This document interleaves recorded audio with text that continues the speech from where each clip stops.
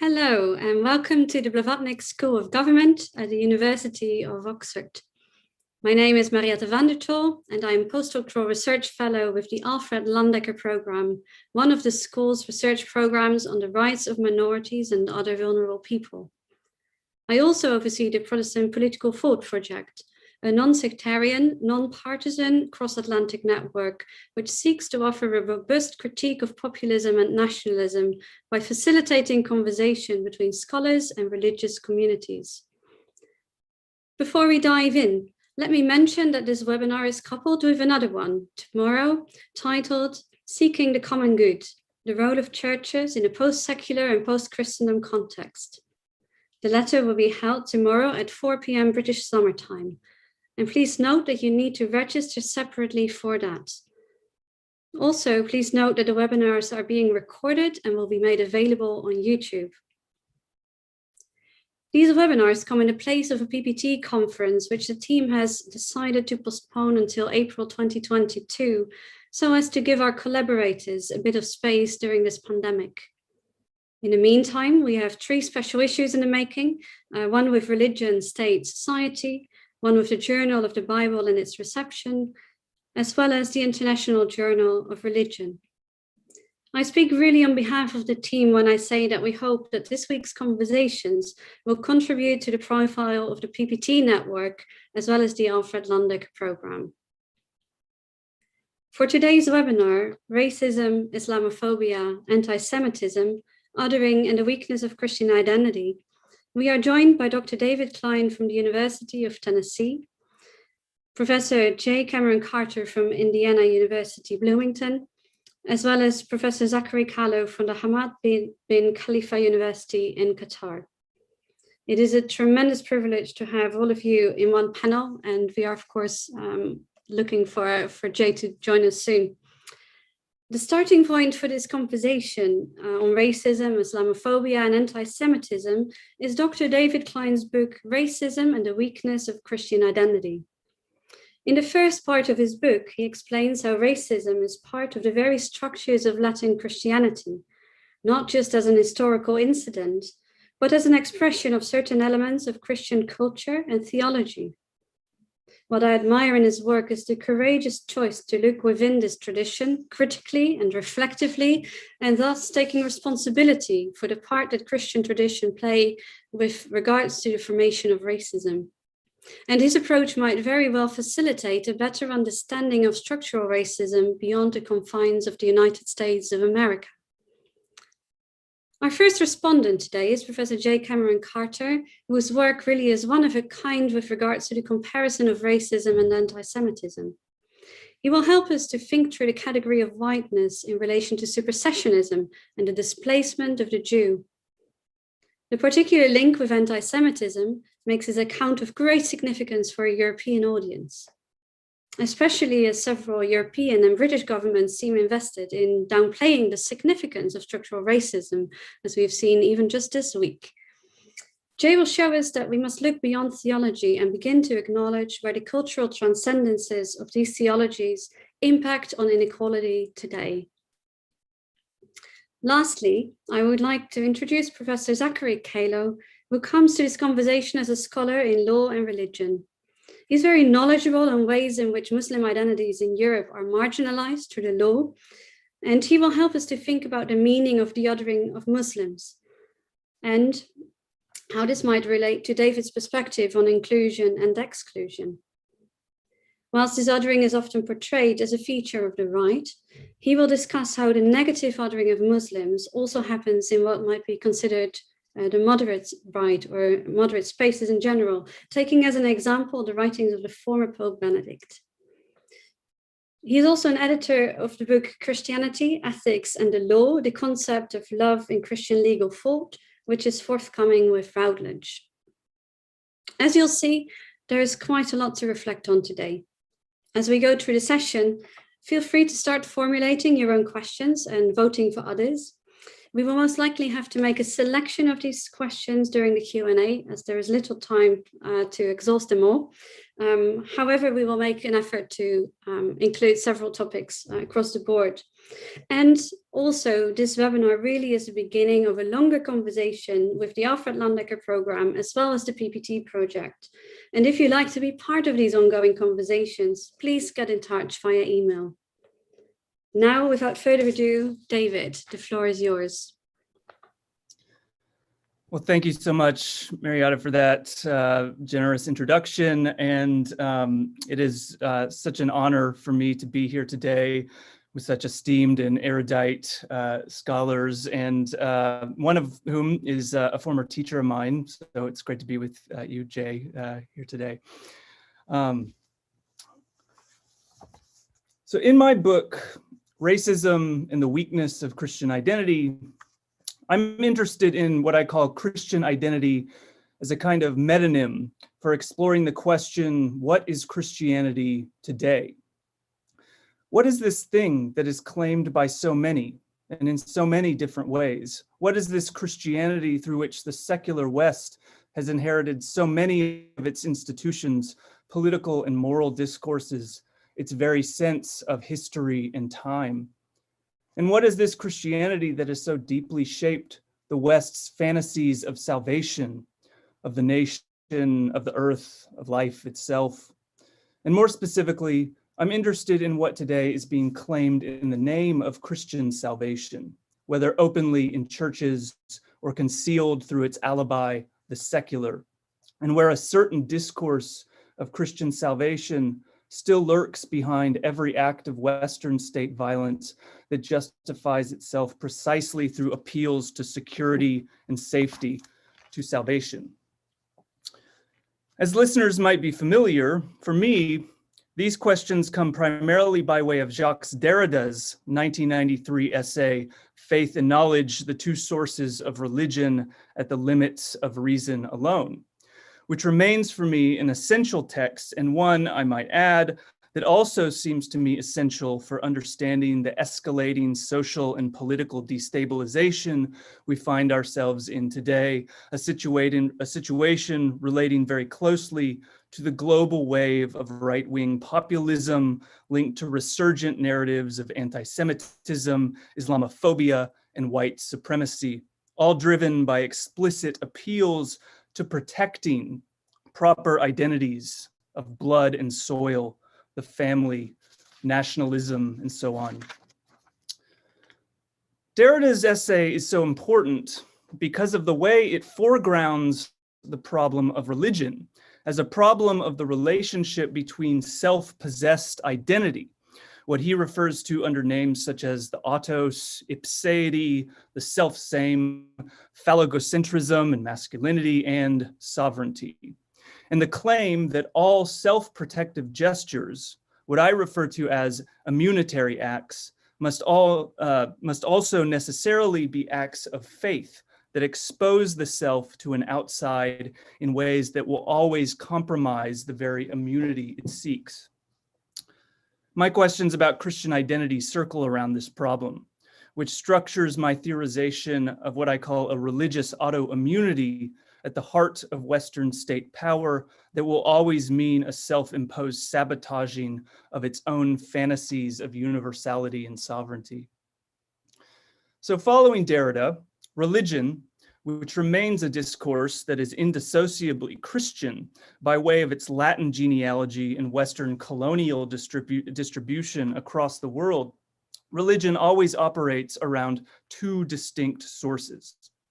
So on the one hand, there is the source of faith, which opens an identity towards its outside in a performative gesture beyond all predictability and calculation. And then on the other hand, there is the source of what he refers to as the experience of the unscathed, of a holiness and a sacredness that drives the perpetual return to the self and has no purpose apart from the preservation of itself. Derrida's reflections on these themes happen against the late 20th century backdrop, of the Western media's fascination with what was identified then as the seeming return or resurgence of primarily Islamic religious extremism in opposition to the so-called secular and developed global capitalist order. A return articulated in the Orientalist terms of terror versus reason, religious violence versus enlightenment, fundamentalism versus science, and so on. Against this Orientalist discourse that marked and continues to mark the repetition of a Western Christian scapegoating of Islam, and in very different ways, Judaism, as incompatible with and threatening to its global colonial capitalist order, Derrida argues that this so-called return of religion was in fact something that was always the case, and something that remains at the heart of a modern secular Christian religion that, quote, does not speak its name in its hyper-imperialist appropriation of international law, political institutions, and economy. What has always been the case, and as I'll explain in what follows, what remains at the center of the Christian West's regular autoimmune explosions of violence that are almost always justified under claims of self-defense and security, and that feed a global cycle in which sworn enemies seem to be caught up in a never-ending contest of violently outbidding each other. What has always been the case is religion's utilization of technicity as its supplement through which it secures and expands its identity and power in the world. In modern globalization, there can be no religious community, let alone so-called religious violence, without the aid of teletechnological modes of communication and visualization. So, I mean, can you imagine a global religion today that could exist without the internet, for example? Religious communication travels today, as Derrida puts it, via, quote, digital culture, jet, and TV, without which there could be no religious manifestation. And it is not just the specificity of modern technology which provides the means of an historically unprecedented power of dispersal and delocalization, but also technicity in the most general sense as the medium and supplement through which religious identity must perform itself.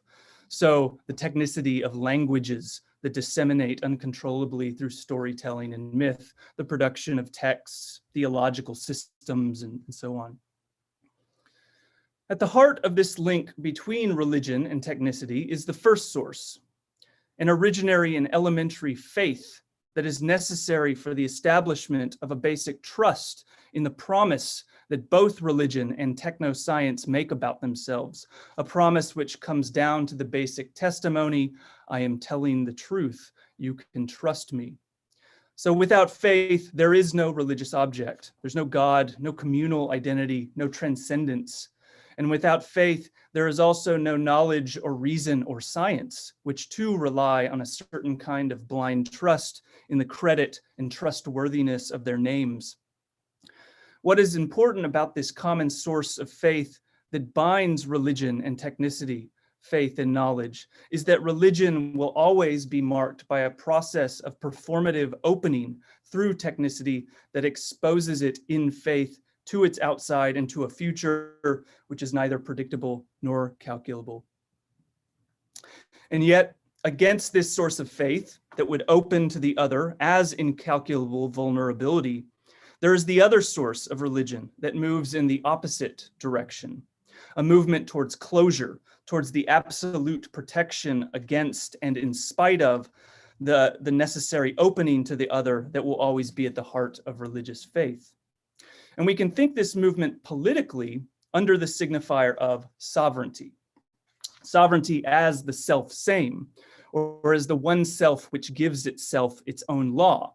Sovereignty is indivisible. So think of the United States Pledge of Allegiance, which has the line, one nation under God, indivisible, with liberty and justice for all. So it's indivisible. It must be, in the words of Michael Noss, quote, unshareable, untransferable, undeferrable, and silent, where sovereignty is not at all.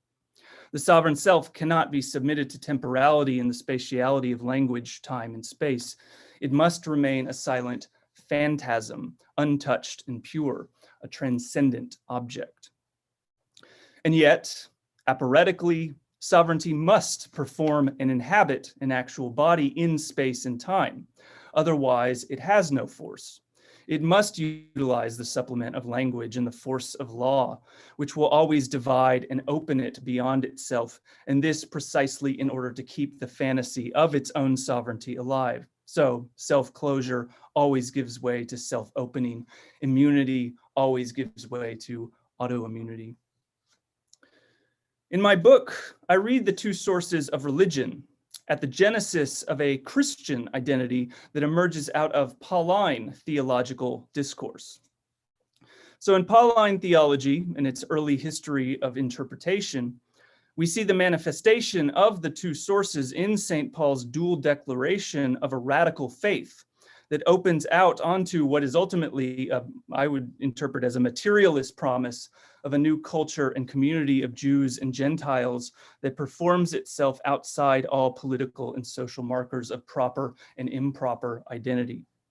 And then at the same time, there is the supersessionist constitution of a transcendentally represented Christian identity that aligns itself politically with empire as it recoils and closes itself off from the environment of difference to which its radical faith opens out upon.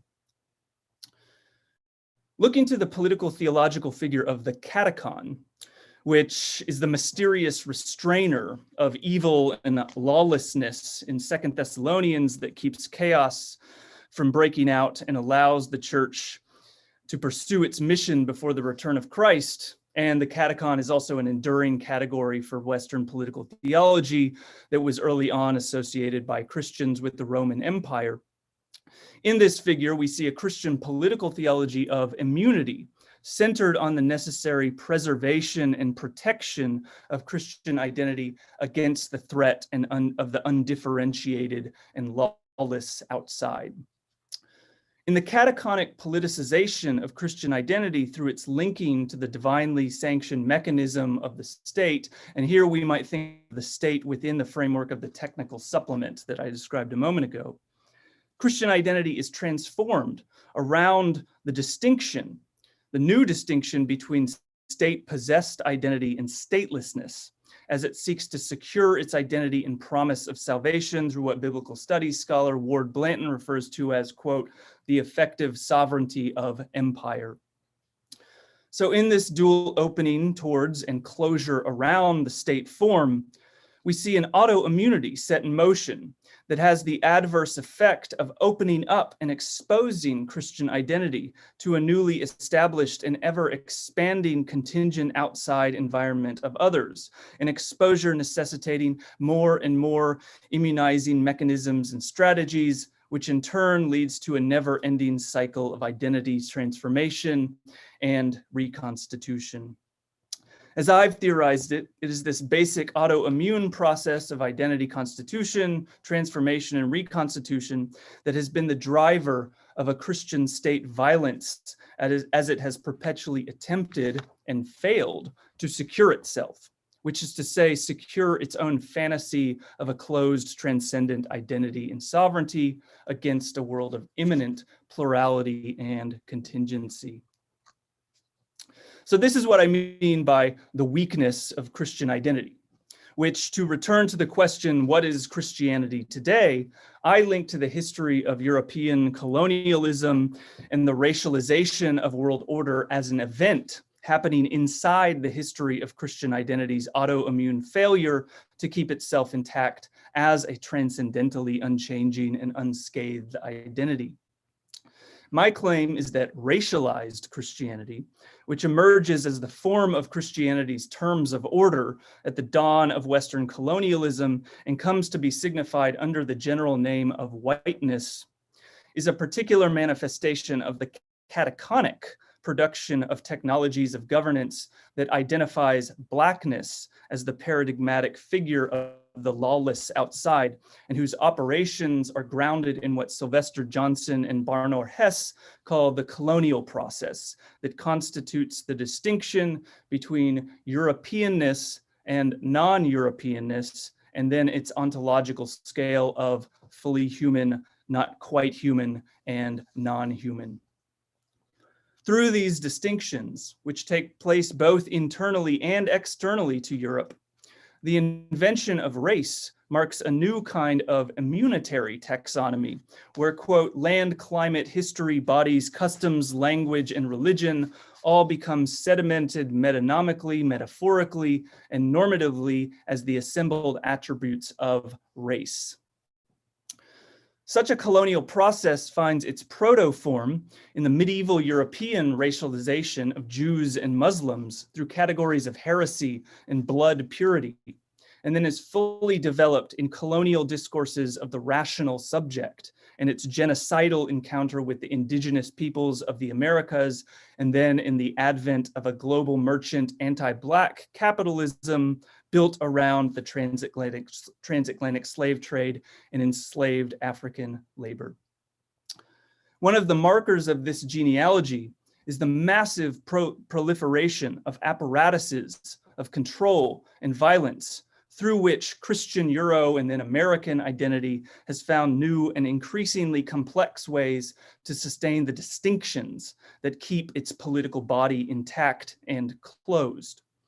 What is feared above all else is the dissolving of the distinctions that separate the inside from the outside, precisely because this would mean the collapse of its fantasies of closure and sovereignty.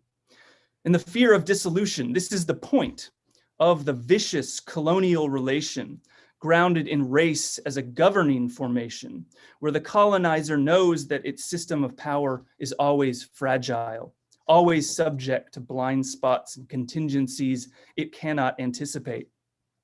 The colonizer knows it is a profoundly dangerous thing to steal land and life, to subjugate and enslave bodies and geographies that can never be fully eradicated as fleshly forms of life that move and respond in unpredictable ways, fight back, invent, and resist. And it is around this knowledge and fear that the history of racialized Christian identity as a history of colonialism, globalization or global Latinization, as Derrida calls it, Western capitalist imperialism, and so on. It's around this that the history of racialized Christianity is marked by such a complex series of assemblages, strategies, technologies, and identity constructions that have always been forced to adjust and change as others infiltrate and break apart its borders of security via its autoimmune openings. And so to conclude, in a theological key, the claim here is that all of this reactionary building up of the brutal immunitary mechanisms that have defined the making of a racialized world order, where any threat against Western sovereignty and universalism is met with the force of a global politico-military machine. All of this immunization is a refusal and a suppression of the very faith hidden and buried away, but never fully contained under its identity. And so, in short, Christian identity is terrified of what it would mean to actually live into a faith and a hospitality to the other that would open up a form of sociality and belonging not dependent on any distinction that would necessitate the brutal policing of political borders and the immunization of political identity. Another way I might put this is that Christianity is terrified of its own gospel of unconditioned social belonging, a gospel, I suggest, that cannot be owned or possessed by any one identity, and one that I would read more in terms of the good news of what Black studies theorists Edouard Glissant and Fred Moten call the consent not to be a single being, or the consent to a friendship without sameness, friendship as a way of life.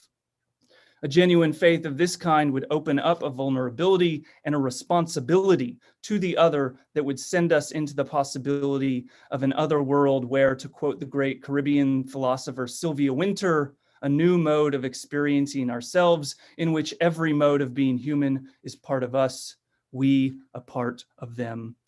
On the liberation of such a faith, the future of the earth just might depend. Thank you very much.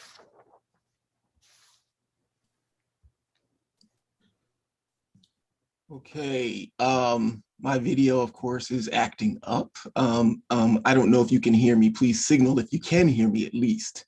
I can hear you, Jay. Why don't you take a minute to sort out the camera if possible? I think I just got it, hopefully. So I'll disappear. It's on to you. Okay, fantastic.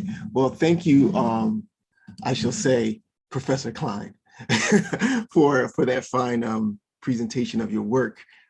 It's a privilege indeed to be here with you and to have a few words to say in light of both your presentation, but also the work that you're doing beyond this presentation in this book of yours. I'm grateful as well for being invited to contribute to this conversation. I have about 10 minutes, so I want to just jump right into a few notes that I penned only this morning. So here we go.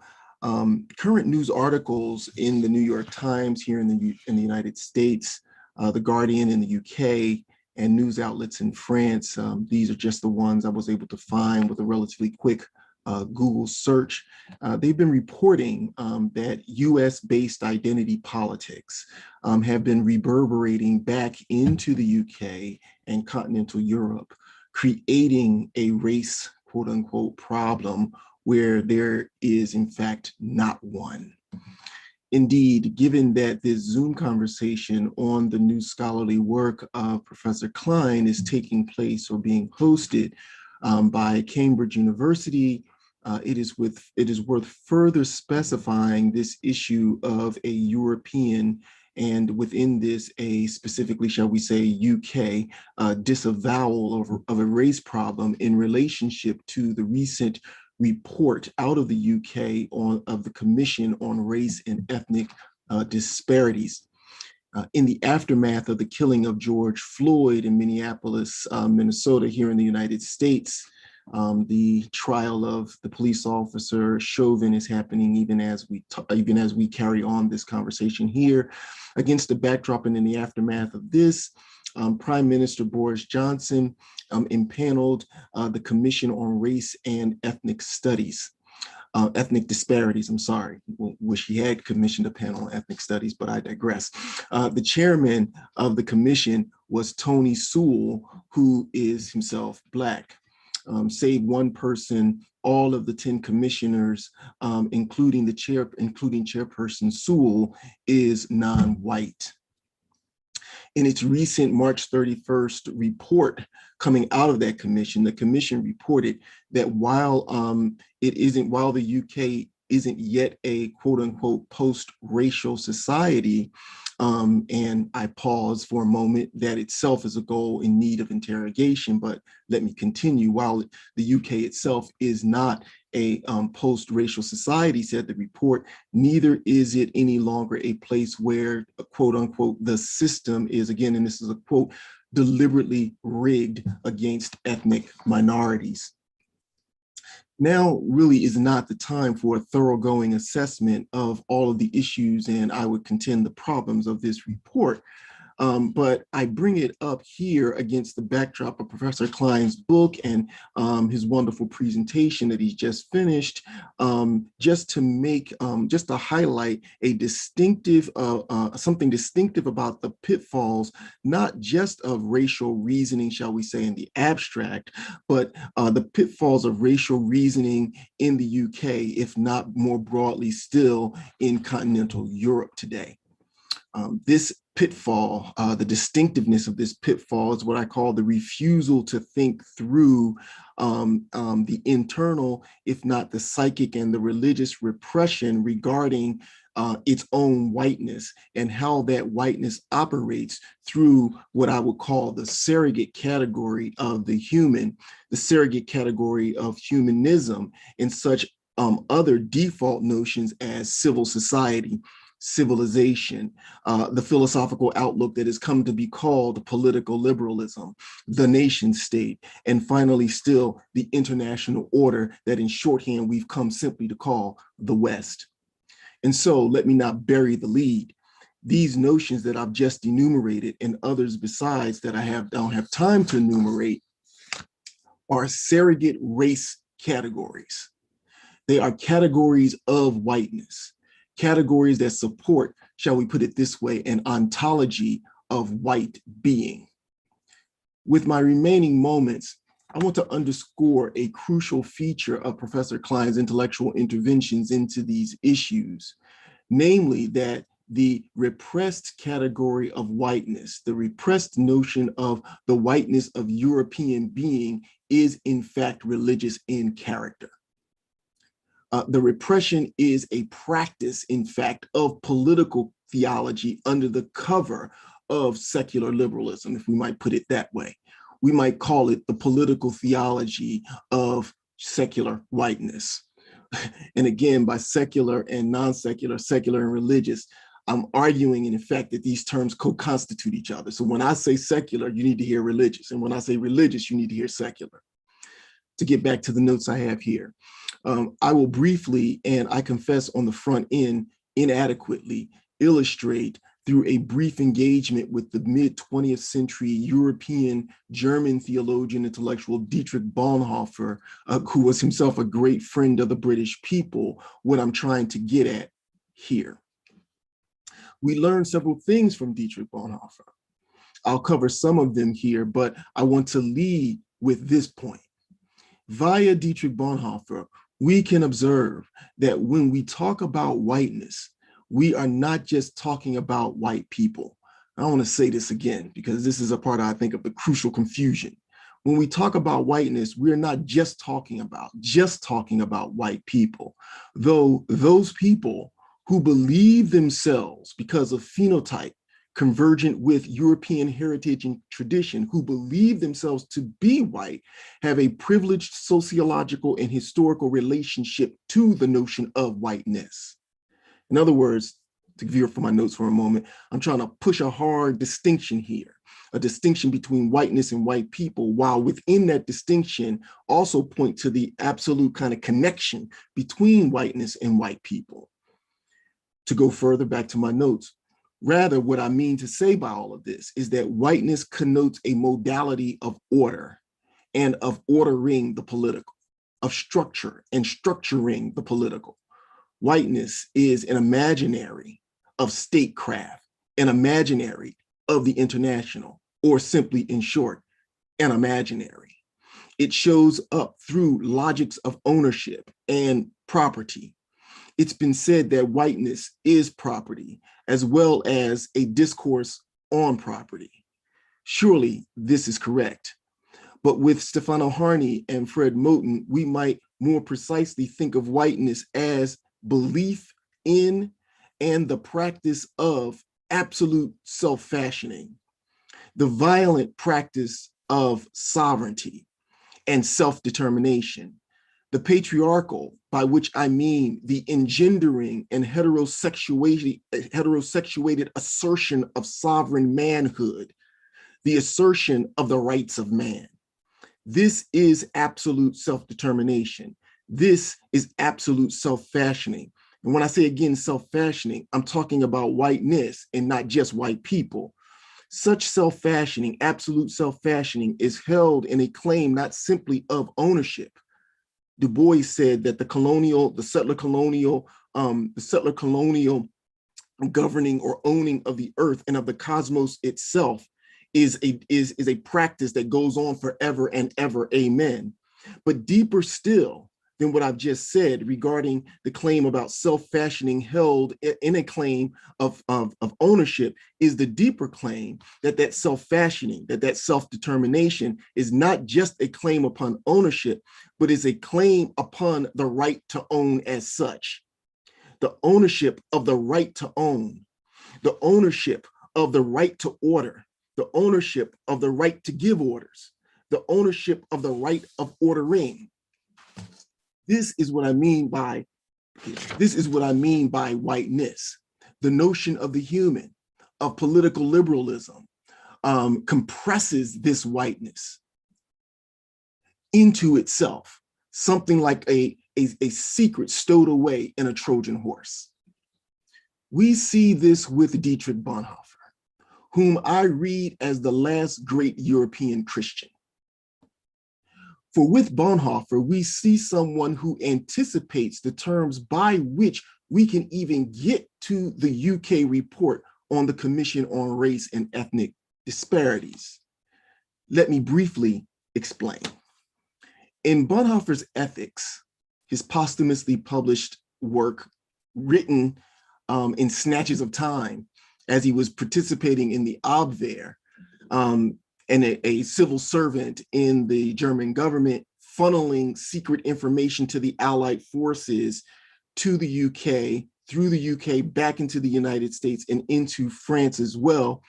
In this work, Ethics, posthumously written while he was working against his own home government, we see Bonhoeffer's response to what we might call whiteness, but in his own moment, what was called Aryanism, the Aryanism of Hitler's Germany, and the anti-Semitism or the racism on which that whiteness, that Aryanism was premised, by recasting the heritage of Europe away from exclusionary. Let me break this sentence up for a second. We see in Bonhoeffer's action of recasting the heritage of a Christian Europe away from an exclusionary Christian supersessionism that would exclude the Jews, migrating that to a new form of supersessionism, one that would not exclude the Jews, but one that would engulf them or incorporate them into the protocols of the West.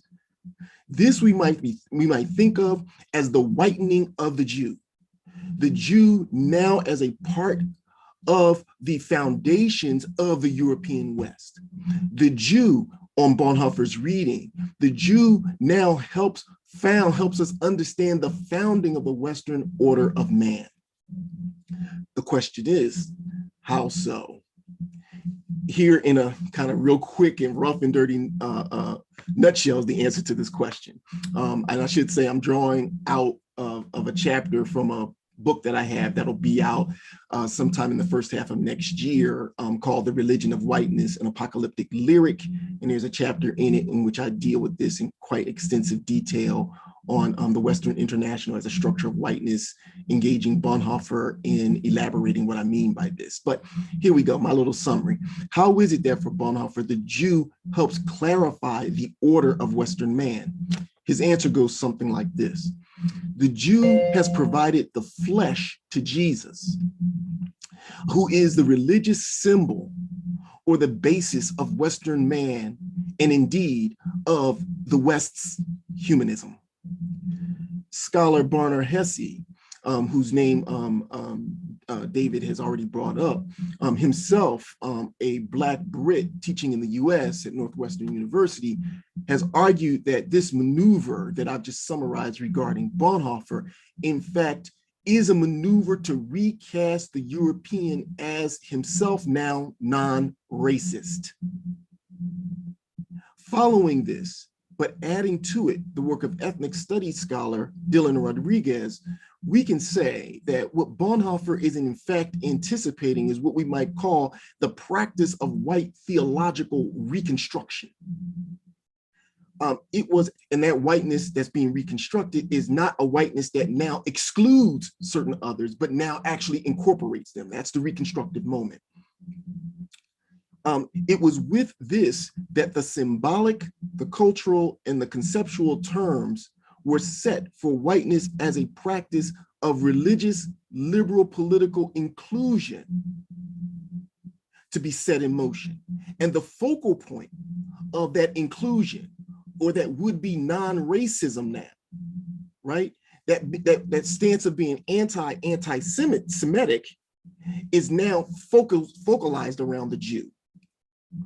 Bonhoeffer, at the end of the chapter in Ethics called Ethics as Formation, also discloses how this renovation of the imagination of man, or of the human, or of Western humanism, through an incorporation of the Jew contra Hitler, an incorporation of the Jew that will stand against anti-Semitism, that very maneuver nevertheless reproduces another outside, or to use David Kline's language, enacts a new modality, or kind of doubles down on another kind of modality of immunization, namely colonialism redux.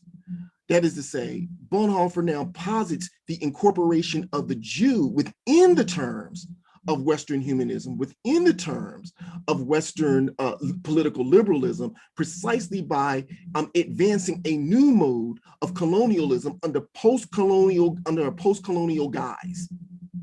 And that this becomes the new racial horizon, which is to say, again, to break from my notes here, the new racial horizon is now split in two directions. One is a supposed stance against racism precisely through being anti-Semitic, so a kind of positive incorporative relationship to the Jew, moving against the prior history of European anti-Semitism, now embracing the Jew, breaks open one horizon or one direction for understanding Europeans as, or the European order as non-racist, while it at the same time, through the incorporation of the Jew, doubles down to produce another kind of exclusion, the exclusion of the darker peoples of the earth once again. We find this too in Ethics as Formation as the culminating gesture of that chapter.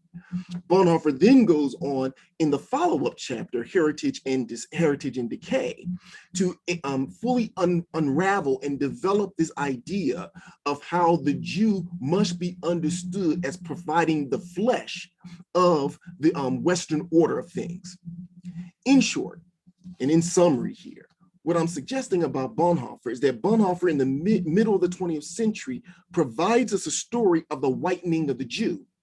And the whitening of the Jew is itself the basis of a kind of repristination of European whiteness itself, such that that whiteness itself is read as moving in, shall we say, a post-racial direction through the incorporation of the Jew, even as at the same time, that very mechanism of incorporation of the Jew produces another outside against the Jew, against Europe, excuse me. Now, I'll conclude my remarks by noting this as well, is that inclusion-exclusion dynamic that we see with Bonhoeffer as a response to Aryanism already sets the conceptual terms, the symbolic terms, the symbolic terms by which the nation state of Israel, right, through a kind of imagination of the Jew in statist terms, their identity logics of Jewishness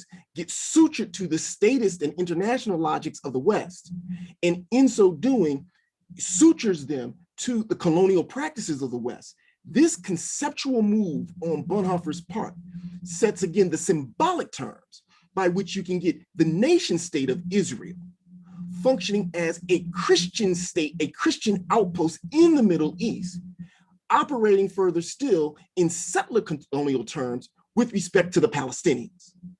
And thus, in this framework, the Palestinians and the anti-Palestinianism of settler colonial practices emanating out of Israel positions the Palestinian in the symbolic relationship to the Black. In other words, the anti-Blackness that founds Western modernity vis-a-vis the theft of native lands, the stealing of Black life, comes to reproduce itself now through the suturing and the whitening of the Jew vis-a-vis the anti-Palestinianism in the Middle East.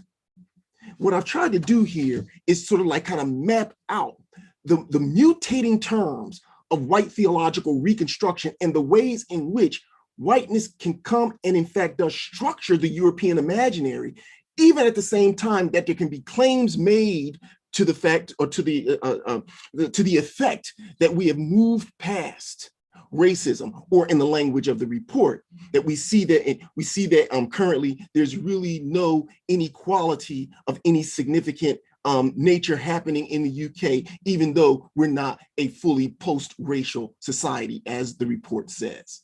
So I hope that these comments of mine just underscore the kind of archaeological and genealogical and philosophical work that Professor Kline has offered us both in his summary today and in his book, by kind of bringing it home to thinking through a case study of Dietrich Bonhoeffer and the ongoing effects of the kind of imagination that he set in motion that we see in what he did. Thank you very much.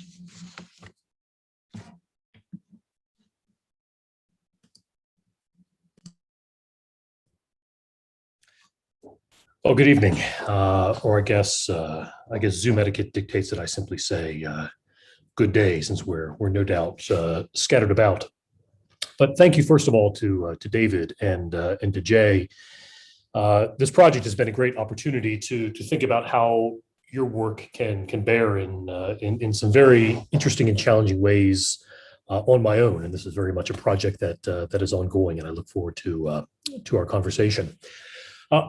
What I'd like to do here, just briefly to begin, is to offer some preliminary remarks that I hope build in some useful ways on David's insights and apply them to the context within which I work, namely thinking about Islam and Islamophobia in Europe. And I think it's just important to state at the outset that one needs to be careful with overly facile conflation of narratives. But I do think there are some very interesting points of commonality between the ways in which David has spoken about race and its role in forming or enacting Christianity, indeed Western Christian modernity more generally, and the operation of Islam in the present moment. So what I want to propose at the most basic level is that one can see Islam serving an essential role in giving shape and life to facets of European identity and self-understanding. More specifically, it is through the negation of Islam.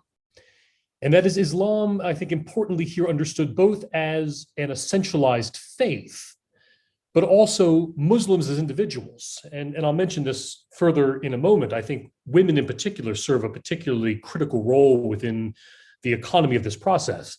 But it is through this negation that a particular kind of European identity is being forged and formed and reformed. And so we tend, I think, at least in a kind of popular imagination, to think of Islamophobia simply in terms of the object of critique, the object of suspicion, the object of that which is feared or hated. And without denying this aspect of populist Islamophobia, I want to argue that it is just as important to consider the ways in which the encounter with Islam has also had the effect of turning Europe back in on itself. That is to say, the negative and the positive in this sense are intertwined. And I think it's in very critical ways necessarily intertwined. And it is through this process of the negative and the positive that we can see aspects of a kind of European self-understanding being enacted.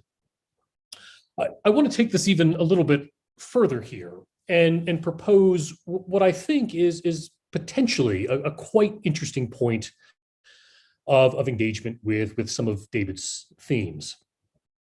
And to propose that what we might be witnessing within this process is in fact the revival of modes of European understanding that had been evacuated or imperiled. Or more to the point, one can see through the negation of Islam a reclaiming and indeed a kind of revivification of core notions of what David has referred to as Western Christian modernity. And so there's a certain way in which I think we can view this process as a kind of back to the future that is occurring. So David's narrative, focusing at least in some significant part on the early modern period, is not only in form, but arguably in substance, reenacting itself now. Let me just, I don't have much time, but I briefly want to put on the table three contexts within which I see this process unfolding, and to just very briefly offer some thoughts about them.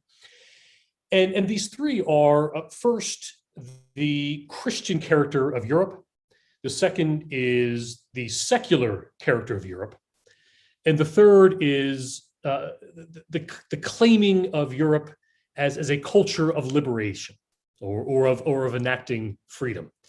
And it is across these three modes of understanding that I think we can see this process that I've illustrated happening most vividly. I should also note, without going too much into detail about this, that I think this process takes both more crass populist forms, but critically has also been taken up by quite serious thinkers. Mariana mentioned, for instance, Pope Benedict, and also by serious institutions. For instance, I'll give some remarks in a moment to the European Court of Human Rights. So let me just again very briefly say something about these three categories and what I have in mind. Christian identity. I think we're seeing now a process of reasserting the idea of Europe, or the West even, as something which is indelibly and necessarily Christian. Necessarily Christian in terms of culture, of politics, of laws, of institutions.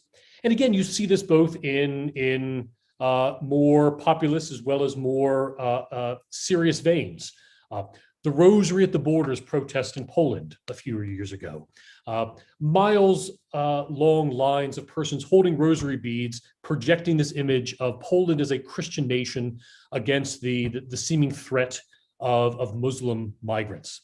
You see this in the language of political leaders speaking with increasing boldness about a Christian Europe.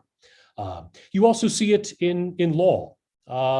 Many of you, no doubt, are familiar with the Lauzi case before the European Court of Human Rights, Lauzi versus Italy, a case concerning the permissibility under the European Convention on Human Rights of the display of a crucifix in an Italian school. It's not a case that in any direct way concerned Islam, but it unfolded against the backdrop of this crisis in European identity, which I would propose is inextricably intertwined with Islam. And so even the arguments that were advanced by the lawyers representing the Italian government emphasize the notion that the crucifix is a symbol to reassert Italian heritage as fundamentally Christian, democratic institutions and liberal institutions as necessarily Christian and Catholic. The second point I wanted to mention, the notion of the secular.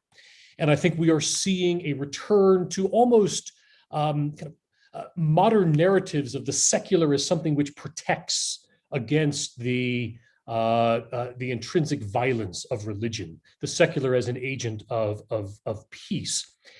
Just in the news in recent weeks, a law working its way through France, the Charter of Republican Values, which, although it doesn't expressly mention the words Islam or Muslim, is quite clearly targeted at that perceived problem or problems that arise from the Muslim community in France. What is the self-proclaimed purpose of this law? To defend the values of the Republic. How does it do it? By intervening or granting the government authority to intervene in the governance of mosques and NGOs, in education, and interestingly, requiring all public officials to take a course in, quote, secularism education. But we also see this same kind of dynamic playing out in more academic veins, if you will. The reassertion of Christianity as the basis of what Pope Benedict called a healthy secularity or an authentic secularity. So here we have secularism in a slightly different vein. It's not French laïcité, but it is an attempt to offer a genealogy of the secular that is intertwined with Christianity, that to understand and to reclaim a notion of the secular West requires embedding it within a Christian cultural and theological genealogy. And by so doing, the secular can both be recovered on one hand from secularists who were deemed to be anti-religious, a problem for religious communities on one hand, and also Islamists. Pope Benedict's Regensburg address, with which, again, many of you are perhaps familiar, has as its organizing thesis the notion that the West, Europe, is intertwined with Christianity as its foundation because Christianity is reasonable. The Christian God is one who is bound by reason as juxtaposed to the Muslim God who is pure will. And thus, although I think the address itself was much more nuanced and sophisticated than it was often dealt with in the press, the anti-Muslim component of it, or one might say more generously, the defining of Muslims as being fundamentally outside the space of that which is authentically European, cannot be denied. For it is, in Benedict's genealogy, Christianity alone that can support and sustain a secular order and its democratic liberal institutions. And lastly, this notion of freedom or liberation. And here I was really struck by some of the points of intersection with David's remarks about the colonizer. He had a phrase, I think I scribbled this down, I think I got it mostly right during his talk, but talking about the genocidal encounter of the rational subject with indigenous persons.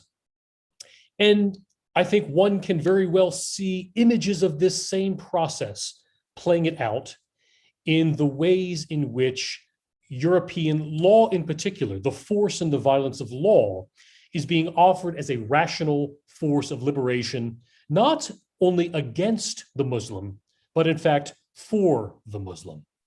That the Muslim is being freed from that which they did not even know made them unfree.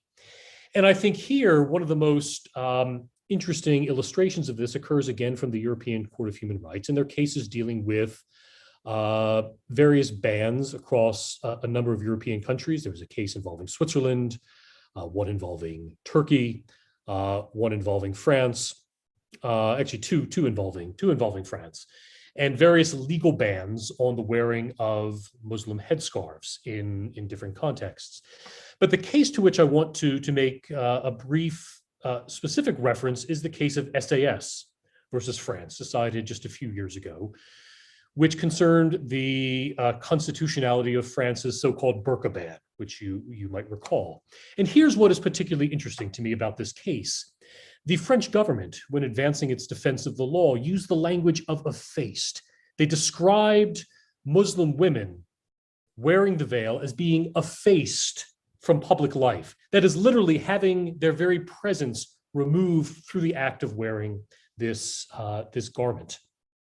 And so the court, in upholding this ban, positions itself as a force of liberation, freeing women from the burdens of their religious tradition. Again, burdens which, as the appellant in the case proposed, were freely taken on as an act of religious obligation. But nevertheless, the court presents itself as freeing women, making them thereby proper citizens of a liberal public body through this forcible, even violent unmasking. So just by way of conclusion, these three areas I've mentioned, the Christian identity of Europe, the secular identity of Europe, and the liberating force of European identity, map, I think, in interesting ways onto the very kind of Western Christian modernity whose formation David has offered a genealogy of. And I think also, just as another concluding point, I think we can play here in some interesting ways with David's, notion of the weakness of Christian identity.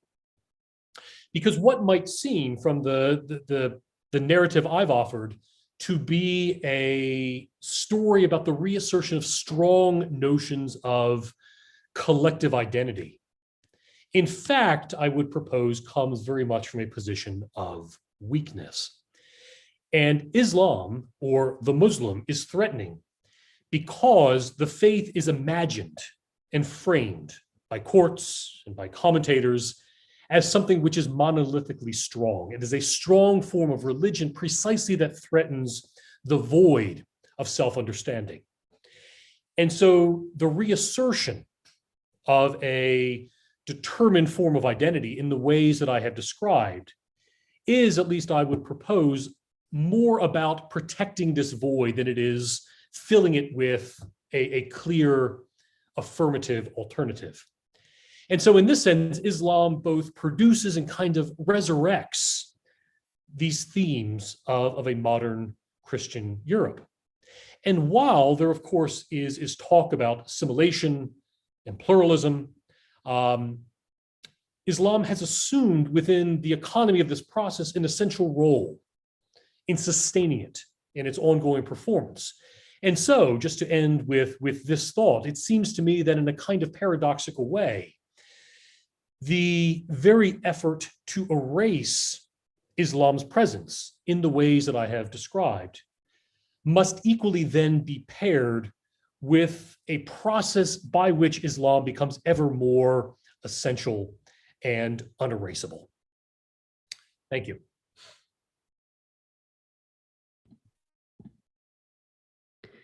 Thank you very much to all three of our speakers, David Kline, J. Cameron Carter, and Zachary Kalo. I think there is a lot of different concepts going around, and I imagine there might be many questions that are forming in your minds. And as I invite our panel to join us all online with their videos on, please take a moment to populate the Q&A with your questions. And whilst you do that, I might bring us maybe to the start of our shared discussion.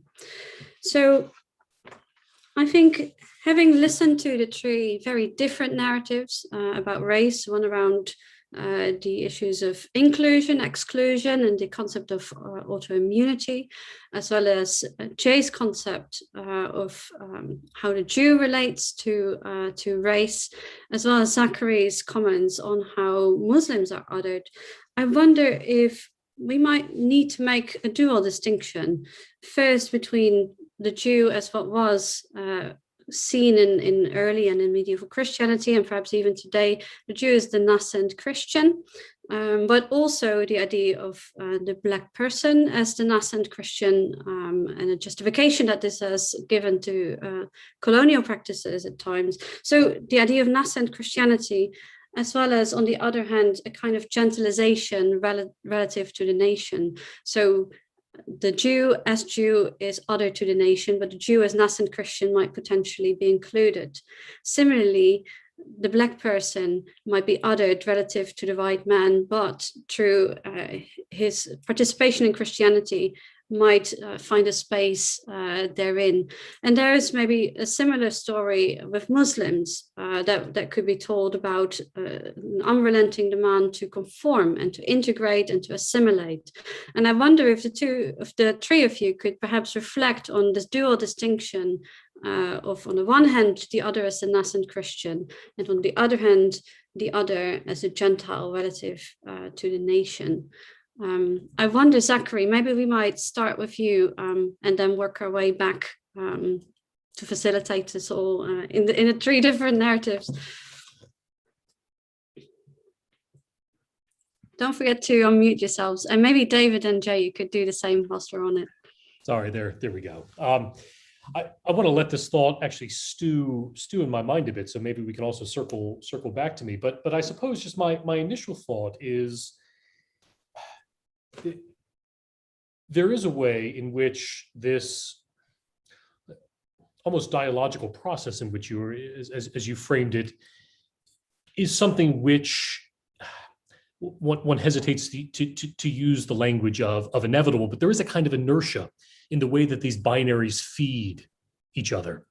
And I guess just as a way of kind of launching the conversation with reference to my remarks is the point on which I ended, that on one hand, the discourse within certainly liberal societies towards assimilation or pluralism, and I think we actually would need to kind of tease that out, because the sort of different modes within which law frames minorities within this thing called Europe there's of course great diversity in that, and so I don't mean to facilely conflate that, but let's sort of speak broadly about modes of, let's say, incorporation by whatever terms that might occur, which is also in a certain sense to kind of go to David had some very interesting language at the end of his talk about I don't remember the exact language, but there's sort of notions of hospitality, of vulnerability, of opening up towards the other. And it does seem that a certain theme that emerged in all of our talks was the ways in which that dynamic, whether we frame it in political or juridical terms, whether we frame it in theological terms, or whether we frame it in some other conceptualization, seems in complicated ways I can't quite yet grasp to always in some way invite the opposite.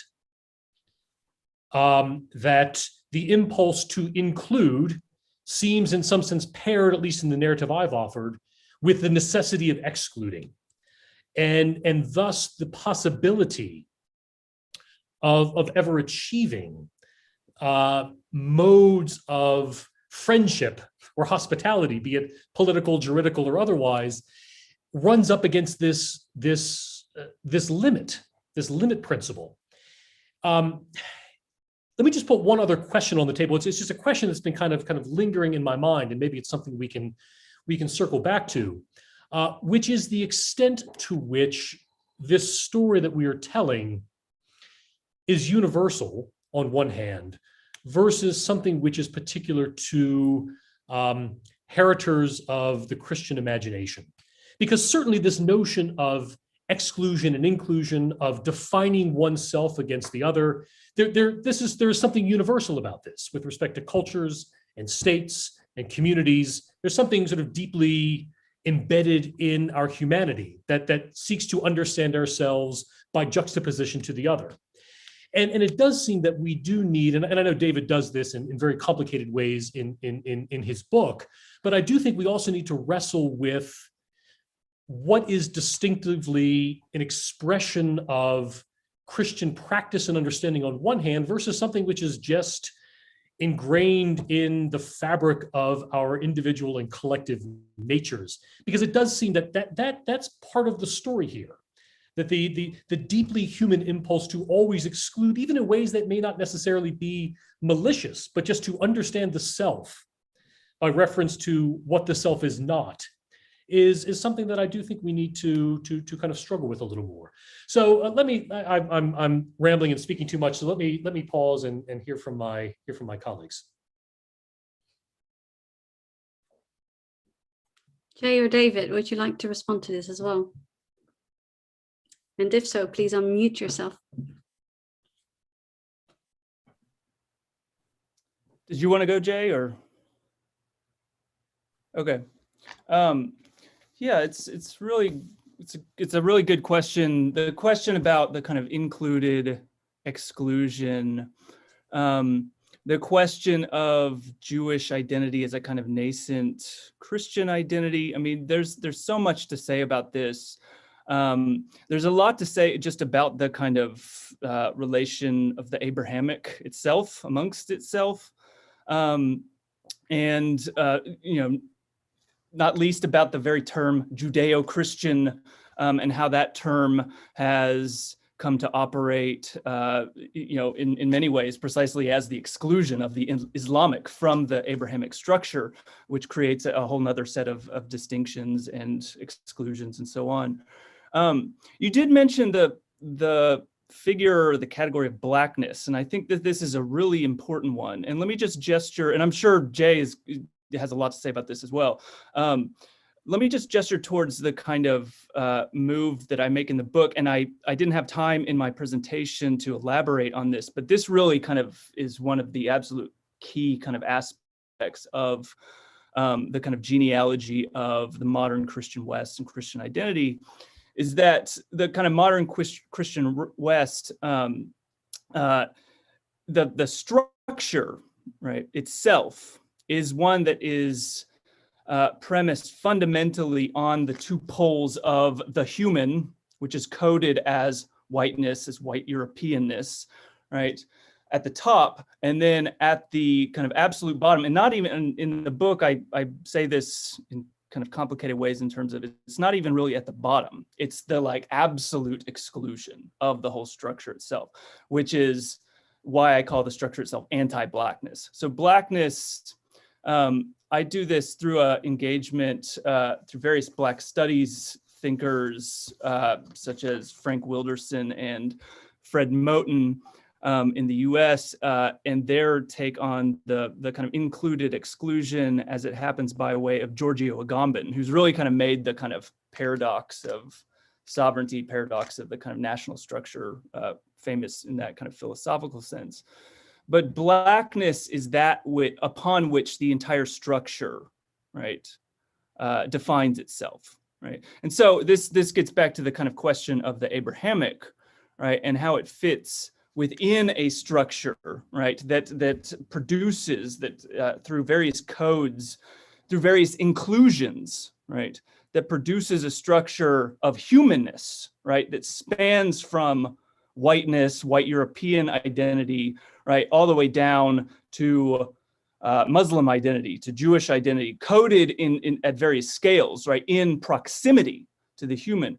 But it's really Blackness that provides the coherence of the entire scale, as Blackness represents the non-human, like the fundamentally and absolutely excluded position, the slave position that is just, it's the commodity on which this whole thing operates. So I'll stop there and give Jay the floor to elaborate. No, I don't I don't know if I have too much more to add to these fine comments. I mean, I do think that we have to think kind of rigorously about what do we mean when we say Blackness. So part of the problem is that the racial imaginary has become so common sense in a certain sense that when we hear, like I sort of said with whiteness, when we hear whiteness, we default quickly to white people. And then if we can default quickly to white people, we can default quickly to practices of white racism and then kind of distance ourselves. Oh, I don't do that. Don't call me that. I'm not, Europe doesn't have a race problem. You know, we can make those moves. There's a dynamic on the other side too, with regard to Blackness, that the quick conflation of Blackness to Black people, even though we have to hold that distinction, we have to also hold at the same time the deep relatedness, that whatever Blackness means, it's routed through a relatedness to the making of Blackened people, right? The blackening of African peoples. That Blackness is related to Black people, but it's at the same time distinct from Black people. And so then that begs the question, well, what do we mean when we're talking about Blackness? And this is what David was starting to get at. One of the ways that I've increasingly started to think about this as well is both by way of the theological kind of genealogy that David and others have been outlining. I've contributed to outlining myself, but also just trying to think about, and we had another conversation as a group, and I introduced this notion of the idea and the issue of the fetish that emerges in the colonial moment as a part of the kind of genocidal kind of practices of the extraction of labor and land and life, and the transformation of how we even think about matter, how we come to think that matter is something that can be owned, right? That's an imaginary, to think that matter can be owned, that it's possessible, that it operates within a kind of framework that we might call property. Those who own, those who are the owned, the things that can be owned, the earth as possibly ownable. Just at a basic level, the fact that you can get a mortgage, right, is built on the presumption that this piece of land is ownable, that I can subject it to a kind of contract and an instrument of ownership, and I can adjudicate that ownership in a court of law. And if somebody crosses my fence, I can pull out my gun and I can shoot them, right? That whole basic imaginary of ownership is moving in relationship to what we mean when we talk about Blackness, where Blackness is precisely that which is irreducible to the logic of ownership. That's related to when you say Black people, but that's deeper than just saying Black people. That's trying to get at a structure of imagination, how we think about ownership, what challenges the very protocols and the imagination of ownership, and that challenge being a fundamental threat to the order of things. It's in that sense that Blackness is dangerous.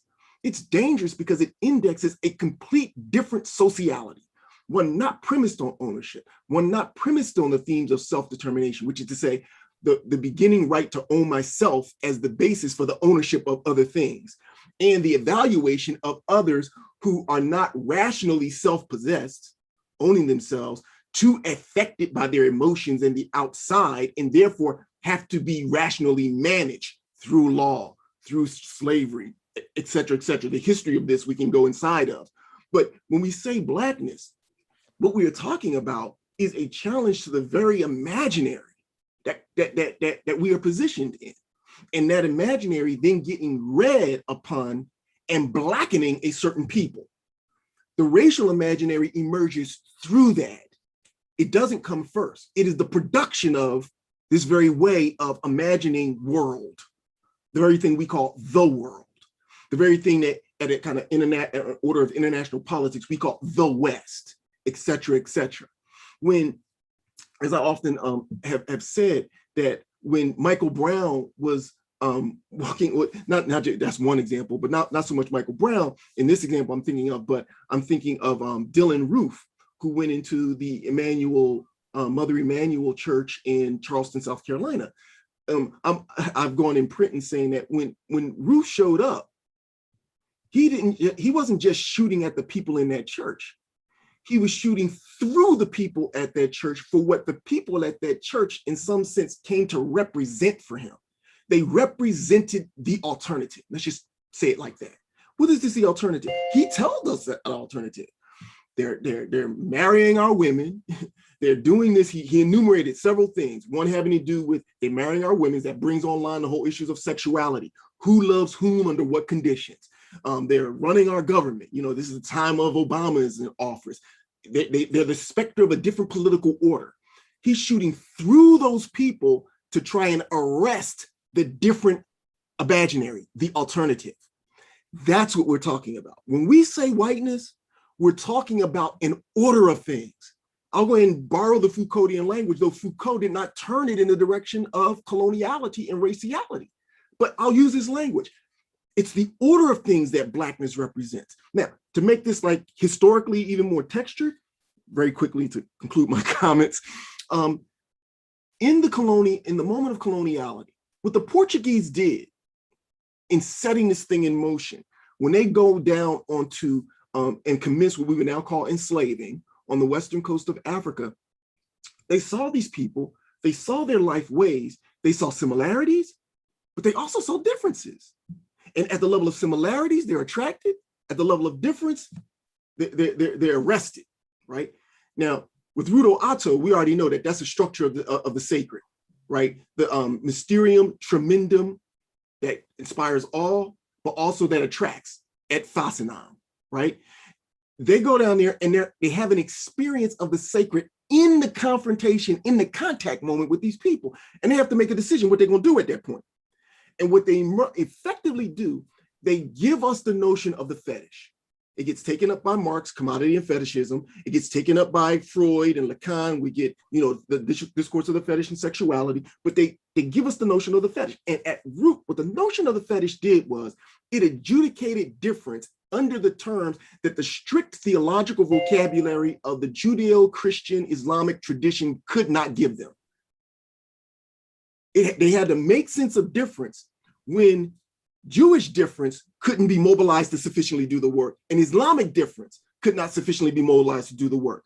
They came up with a third term to do that work. And that term is the fetish, and this is the beginnings of our modernist notion of religion. And against that backdrop, the European world, the normative world, is starting to code itself as rational and eventually what we will call secularist. So the Judeo-Christian piece, the Judeo-Christian Islamic piece is now working with a third term.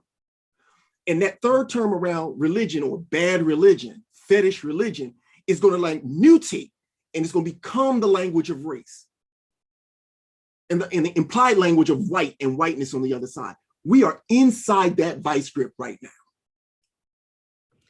Thank you, Jay. I think what is so important to see here is really how entwined the concept of race, religion, and Jewish identity are in the othering that we see at play in European, but also, I would say, American othering. I think one of the questions that we should really ask at this point, perhaps somewhat from like a pedagogical perspective, how do we understand these categories of othering? Because often people will say, well, I'm not just a Black person, I'm not just a Jewish person, I'm not just, you name it. So are we risking kind of an essentialization of people through using these categories? My understanding would be probably that's not what we're trying to do. We're looking at different models, but I think it is just important to emphasize some of this, if any of you would like to come in on that.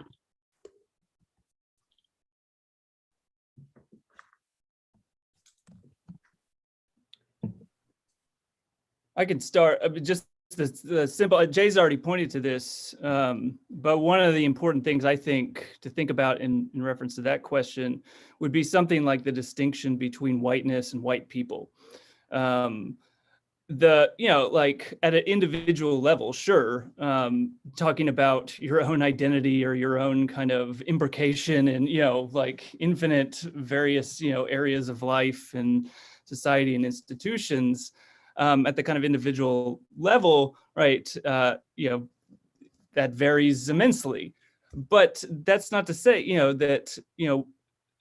that doesn't mean that like white people don't always already exist within the system of whiteness. I call it the apparatus of whiteness, the discourse of whiteness, which is a global discourse, which is a discourse that has structured the global, the international itself.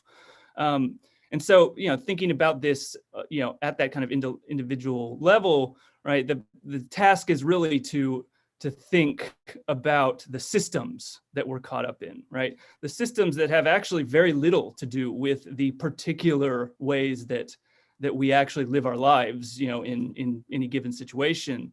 But the systems that we're caught up in, right? That identity is not something that individuals own. Identity is something that they're caught up in at that kind of systemic, at the level of the apparatus, as I refer to it in the book. Thank you. I think one of the issues that comes up when you mention structure systems, I think, is that we tend to overlook the complexity of our society. And I think one of the questions is rightly asked, like, well, what about Christian communities that maybe operate on a more open basis? Christian communities that might be Black or Asian or any combination. How do we make sense of that difference, of those differences between Christian communities? And I think related to that might be the question of minorities and majorities. Like in Europe, the religious experience has been very much one of, are you in the majority? Are you in the minority? That is kind of the binary that European Christians still, I think, have in mind when they refer to politics. So how does this perhaps come out of a majoritarian Christian narrative, and how does it relate to all sorts of minorities in Europe, outside of Europe, around the world? I wonder if you had any thoughts on that. Yeah, I think I'm still unmuted. I'll take a little stab at this. Even though I would like to just for a moment circle back to the prior question, just for a moment. I had brought up this whole notion of the fetish and what I see as its absolute importance. I meant to sort of say this, and I had it in my notes, and I realized I should have said that, and I didn't. So I want to say it now because I think it actually does verge onto the question you do ask, which is to say, how might we think about alternate Christianities, right? Christianity is not one thing. And if we sort of reckon with the fact that it's its own internal multiplicity, does that give us the kind, I think one of the questions posed to David was about his reading of Derrida and whether or not Derrida offers a space for a kind of line of flight, kind of invoke Deleuze for a moment vis-a-vis Derrida. And I think we can get at this by what I would like to add, just to put back on the table about the fetish.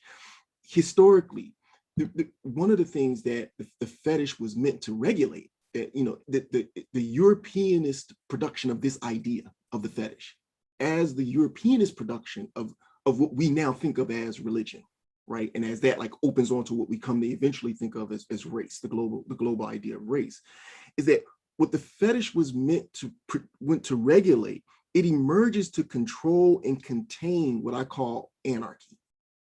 And what do I mean by anarchy? And I mean the way I've written it here and in an essay that I have coming out imminently, and in a book that I also expand this further that'll be out by the end of the year. I'm spelling anarchy in the Greek, in its Greek sense, right? Not with the Y on the end, but the E with the line over the top at the end, to distinguish it from the 19th century philosophy of anarchy, right? Which, just side note, I have quite a lot of interest in, but bypassing that, I'm thinking about the notion of anarchy as the notion of a principle, the notion of a principle, the ground, the order, the imaginary. What the fetish emerges to do is to regulate an alternative anarchic principle. And the archaics, the archaic as anarchy that it was trying to regulate was how these Europeans, colonialists, Portuguese and so forth, that they are having all kinds of intimacies and contacts with the people that they're meeting on the African coast. The structures of desire, of contact, of intimacy are going everywhere. I mean, at the level of they're sleeping together, they're producing children together. I mean, they're dependent on new forms of growing crops just so that they have something to eat, right? The Europeans are dependent on these people. The folks that they encounter, they learn things from the Europeans. That intimacy, that unstructured, deregulated mode of belonging in which the European is open to their own outside, that they come into contact with people, and in that contact, come into contact with their own incompleteness. This is what the notion of the fetish, from their religion, from their race, emerges to contain. This, for me, is a vital point.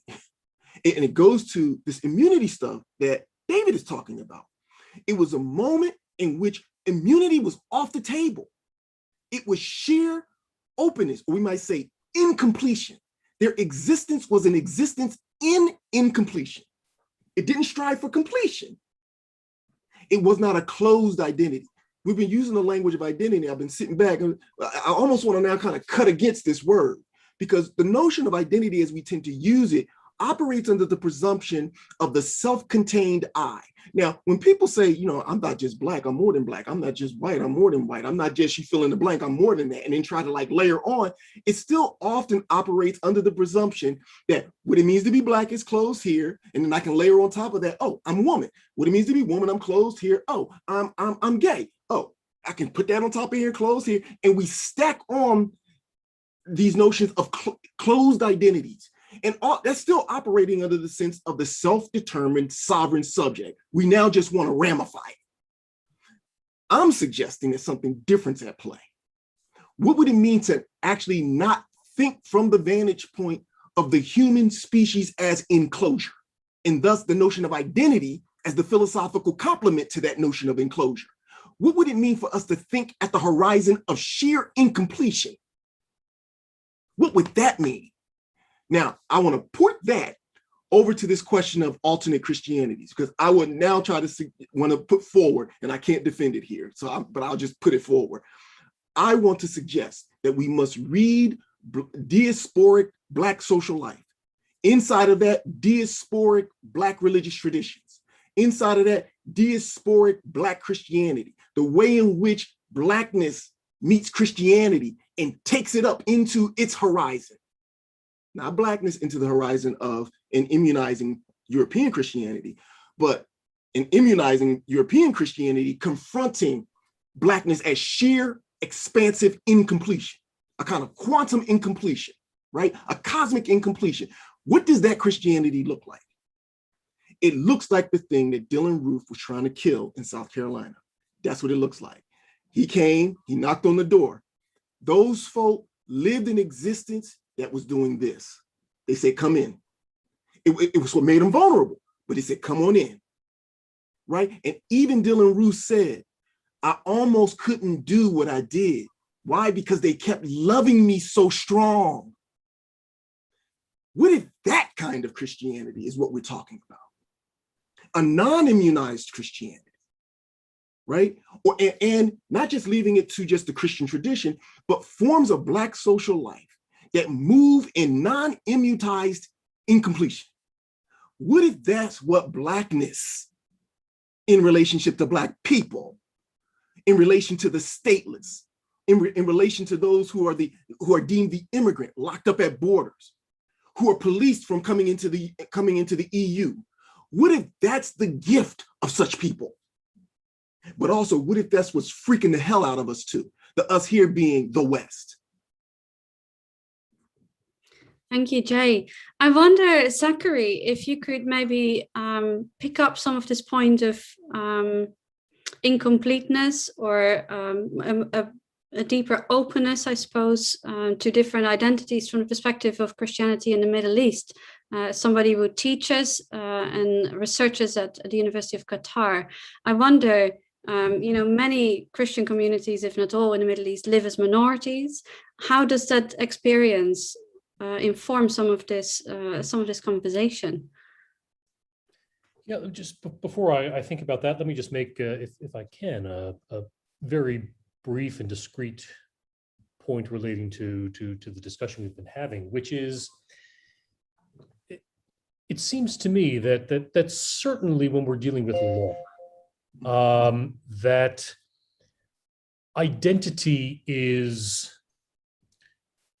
bestowed, not claimed.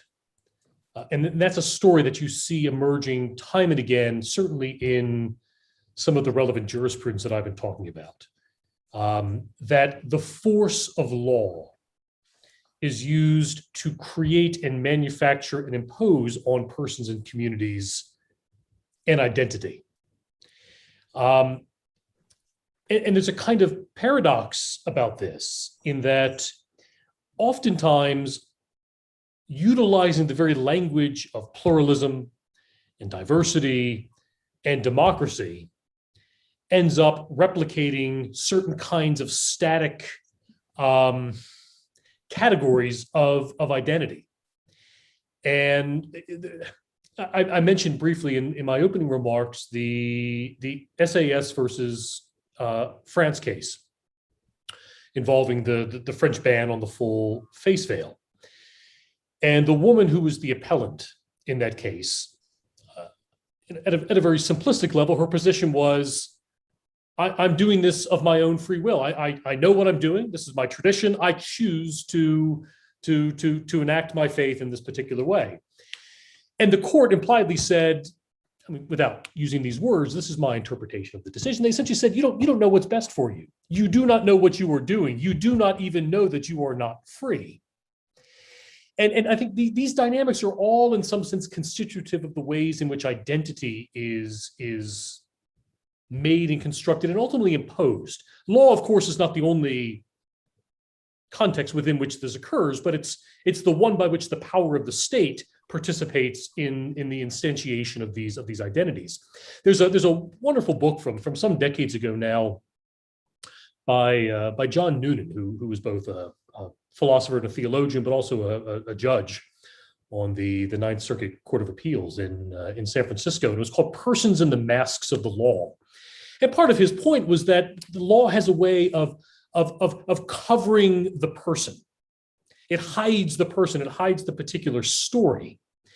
And you see that very dynamic captured, I think, quite powerfully in this SAS case, where the woman was trying to tell her story. I am who I am. I know that I am free. I am doing this as an expression of my own self-understanding of my faith. And the court refused to hear her words and her narrative.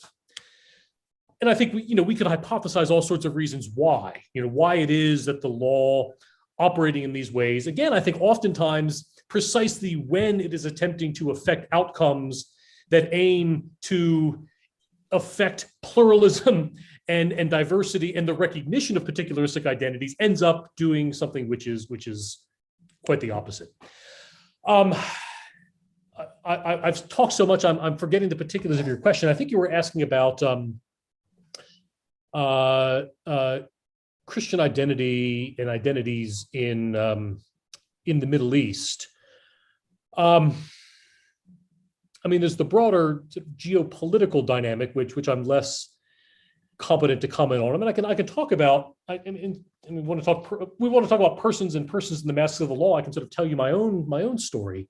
I mean, the Gulf, where I live. I mean, in the Gulf region, and I think this is a quite different context than if you're talking about the Levant, for instance. I mean, Qatar and the Emirates are very different than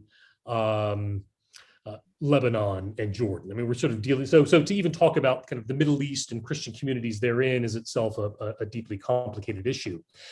I think, I mean, just to kind of put some ideas on the table that we can perhaps play with, I think the notion of citizenship is actually a particularly useful one for kind of diagnosing these issues. It's not the only category, but it's one that's actually, I mean, this was kind of the language of that was used in a recent communique between Pope Francis and the head of Al-Azhar Mosque in Egypt, sort of this notion of citizenship and belonging. And that's, I mean, that in my mind would be one way to start to think across not just different religious traditions, but the different geographical realities within this sort of construct we call the Middle East. Qatar is quite interesting because by one measure, one can, at least as a Christian, practice quite freely here. I mean, there is a zone behind walls on the outskirts of the city next to the liquor store where you can go to a church. You can go to a Catholic church, you can go to an Orthodox church of your variety, you can go to an Anglican church, you can find your stripe there. I mean, the space, right? The very physical space is itself revealing. It's on the outskirts of things. You can't display crosses, so it looks indistinguishable from a housing compound. But there is this space that is set aside for Christians.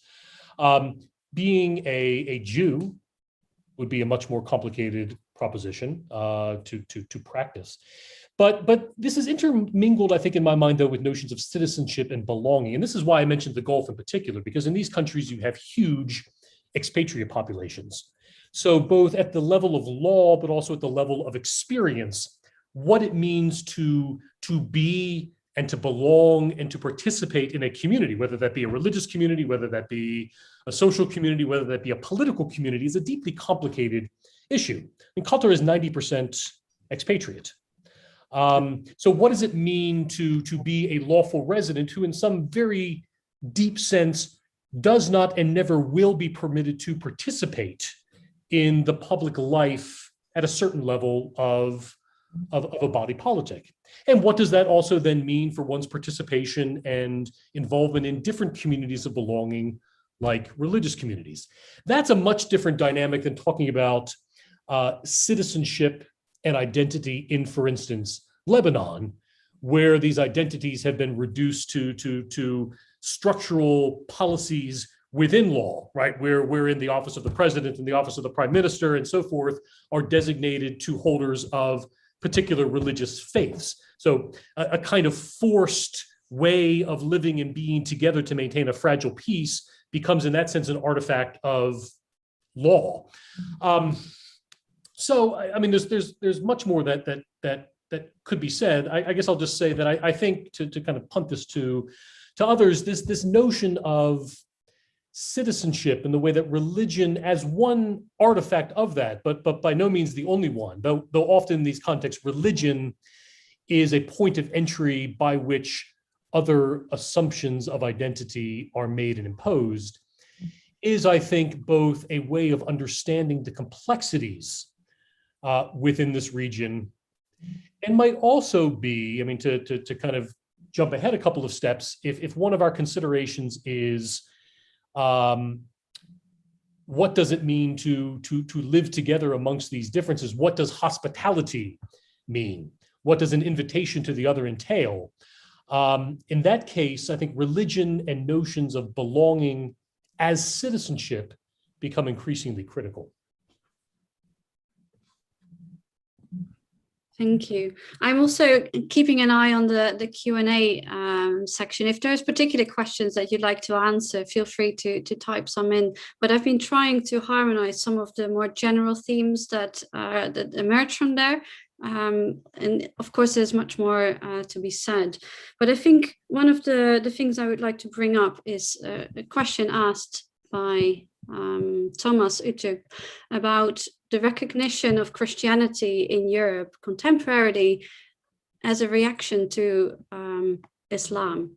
So to what extent you could read this perhaps as, is Christianity instrumentalized, or is it given a certain substance in reaction to Islam rather than just as Christianity? I hope I interpret that question right. If not, shoot me a message in the chat. But would any of you like to comment on that? I'll say something just initially, and I might actually add, Marietta, maybe we can kind of combine that question with, I happen to notice Jonathan Chaplin's question a couple further down the feed, and I think in some ways they're getting at the same core issue. Jonathan was asking about kind of the meaning of the crucifix in the Laozi case, if I recall. Let me just make this one point that tries to tie these two questions together. I think Jonathan is quite right that the crucifix, to go back to the Laozi versus Italy case involving the constitutionality of this religious display in an Italian school, it's been read different ways, and I think in many ways became framed as something of a test case about the residual Christian identity of Italy and Europe, and that was the interventions by outside legal and political actors sort of fed into that. But when you read the opinion, and indeed when you read the arguments that were made by the lawyers representing the Italian state, they're not making a theological claim. The crucifix is not about the projection of theological propositions, right? Nothing is claimed about what this crucifix means by way of doctrinal beliefs. It is rather turned into a kind of loose instantiation of history, culture, and democratic values. So it is evacuated quite intentionally of any kind of thick religious meaning. And I think to sort of bring this around into the question about France and laïcité and so forth, I do think something you can discern in a number of these different contexts is a common story along these lines, which is that the reassertion of forms of Christian identity, let's say, are often, and I think often necessarily, extremely vacuous. And this gets to one of the points I briefly mentioned at the tail end of my remarks, which is that what I would propose is thought to be most threatening about Islam within the European context is that it is framed, right? I mean, the way that it is framed at law and framed in the imagination as strong religion. It's dangerous because people believe it, right? It's a kind of projection of a muscular faith. Whereas Christianity is a kind of, it's sort of pulled into this sort of loose, ethereal set of norms and values. And precisely how I think you can actually make sense of the disparate ways within which cases and political issues involving Christianity on one hand and Islam on the other can be reconciled. Like, why does the court say it's okay to display a crucifix, but it's not okay to wear a face veil? Is in my mind that they actually are implicitly endorsing this notion that the cross has no strong projection of religious meaning, whereas the veil in all of its symbolic weight does. So I do think both what Jonathan has proposed about Italy, and I think it was Thomas, I don't recall the gentleman's name, I apologize, but sort of the story you could identify as playing out in France actually are of a very similar vein and are, in my judgment, tethered to the countervailing way within which Islam is posed as actually threatening that eviscerated kind of religiosity that is emblematized in the crucifix. Thank you. And I think maybe it's worth mentioning here that some of the arguments concerning laïcité in France have also been used by the Chinese government with reference to Xinjiang. Perhaps a detail that we might overlook, but really to underline the resonances of the conversations that might be occurring in Europe elsewhere. and the impact that this might have elsewhere in the world on inclusions and exclusions. But that as a side note, I think I would like to come back to a question posed by an anonymous attendee about the writings of Paul, but maybe rather than going into the specifics of a new perspective and several particular figures there, what I would like to do is perhaps bringing the question back to what kind of Christianity are we talking about, and the way that order in Paul is also associated with the fundamental oneness of Christ, which has, at least in Europe, really informed political imaginaries of oneness in the early modern period and before, but also in the context of the nation state, where various constitutions are being declared as the country or the nation is one and indivisible. In France, this is still the case. This was also mentioned in the Dutch constitution, or the Batavian constitution, I should really say, not the current one. But it's just important to note how this imaginary of oneness or order and the othering that stems from that really might be related to certain readings of Paul. David, I wonder if this might be a good starting point for you to reflect. Yeah, sure. So I'll just start off to say something to the effect of I'm really quite ambivalent about Paul. And in a related sense, I'm very ambivalent about like the name of Christianity as well. A kind of ambivalence that, I kind of avoid any kind of commitment to the idea of like redeeming Christianity or redeeming Paul, which has been a kind of fashionable topic in like continental philosophy over the last 10, 15 years or so. So my kind of interest in Paul really kind of stems from this kind of like performative of faith. And this relates very closely, I think, to what Jay is saying about like what Dylan Roof is shooting at, in the Charleston massacre. It relates very closely to this question of Blackness as a kind of just like sheer opening to the possibility of sociality itself, to new forms of sociality. And so in Paul, I'm just really like fascinated and drawn to this like performative gesture of faith that in this kind of moment that opens up a kind of like new possibility of a differentiated new kind of community of belonging. I think in one of the questions, not to get into like the new perspective, but one of the other questions mentioned like Daniel Boyarin and Jacob Taba's. I'm especially interested in like Taba's reading of Paul, specifically in terms of posing Paul as a kind of Jewish partisan voice that begins with the opposition to what Taubes refers to as the nomos of Roman imperial rule.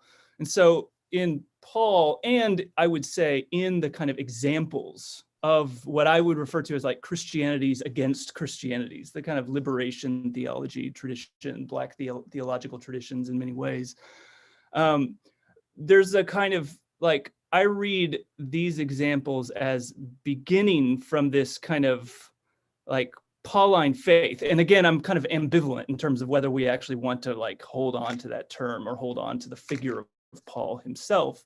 But a kind of faith and a kind of like religious orientation, right, that begins from this kind of antinomian, right, which I won't get into the complexity of that term, but a kind of antinomian opposition to the nomos of structures of sovereign, like claims of sovereign universalism, for example, right? And so Blackness, in the kind of modern Christian frame or modern Christian structure, global structure, Blackness represents that always already kind of counterforce, that always already escape, right? This is what the Black studies tradition would call fugitivity, right? Against the nomos of the white Christian secular imperial capitalist and so on West, right? So that's where I would like, I think that there's I think that that can be extracted from Paul. I think that there's a way to do that. But in terms of like holding on to Paul as like an authoritative figure, like in this matter, I'm ambivalent. Yeah, I share that ambivalence, and it's also now mutated for me, at least, into an ambivalence around Christianity as such. I'll just go ahead and put that out there, and I say that as one who's been known to do theological thinking. So my ambivalence around Christianity sits right next to my insistence that you can't think through the problem of the West without thinking through the theological structure of the West. It's impossible. There's no bypassing the theological. There's a rigorous engagement with it. And that engagement has made me profoundly ambivalent about Christianity. And it's part of the ambivalence about Paul. But it's also the ambivalence of my tradition, or the tradition that produced me. It's the ambivalence of my grandmother, where, you know, she would come up and say, well, you know, that part of Paul, I don't know if I'm down with. I know it's right there, but I don't like that part. That stuff about slaves go back to your master. She's like, I ain't doing that. Paul was wrong. Now that's important. I put that in a certain kind of vernacular expression, but with vernacularism notwithstanding, that vernacularity is theoretically dense and rich because it provokes us to not merely engage scripture as, not merely to engage the Bible as scripture, but to engage the Bible as a cultural production. And so when we come to Paul, I want to think about Paul as participant, or the person that is signified in the Bible as Paul, Paul, pseudo-Paul, et cetera, as a part of a cultural production, as part of a cultural process. And more specifically, and this goes to the Catagon stuff that David has beautifully, kind of like teased out and developed for us. The way in which I increasingly read Paul, if not the broader Christian tradition, is that for the most part, the redacted text, the text as we have them, right? The biblical scholars would say the textus receptus. The text as we have them are a record of a certain kind of, for lack of a better way to put it, triumphal strand of Christianity that, read with Derrida in mind, is always laced with a certain différance. So there always already is a tremor, right? A creaking of the word underneath the word of the Bible.